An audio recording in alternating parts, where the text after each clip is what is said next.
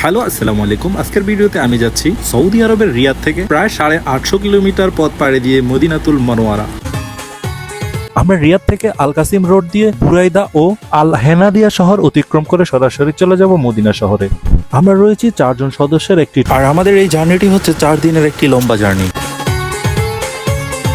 আর এই 4 দিনে আমরা মক্কা মদিনা ও মক্কা মদিনার বিভিন্ন দর্শনীয় স্থানগুলো ঘুরে ঘুরে দেখবো ইনশাআল্লাহ। মরুভূমির মাঝে রাস্তা এবং দুপাশের দৃশ্যটি খুবই সুন্দর। এই সৌন্দর্য যখন আপনি প্রথমবার দেখবেন তখন আপনার হৃদয়টা খুশিতে ভরে উঠবে আর ইচ্ছে করবে বারবার এমন দৃশ্য দেখতে। আসলে সৌদি আরব যে শুধু মরুভূমি তা না, এই মরুভূমির মাঝে প্রাকৃতিক একটি সৌন্দর্য রয়েছে। কখনো যদি কারো এই রাস্তায় ভ্রমণ করা হয় তাহলে আমি বলবো আপনি দিনের বেলায় ভ্রমণ করবেন। যদি আপনি রাতে ভ্রমণ করেন তাহলে প্রকৃতির অনেক সৌন্দর্য আপনি মিস করে ফেলবেন। আমরা যাত্রাপথে খাবারের বিরতিতে একটি পাকিস্তানি হোটেলে সৌদিয়ান ট্রেডিশনাল খাবার খেপসা খেয়ে আবার আমাদের পথ চলা শুরু করলাম।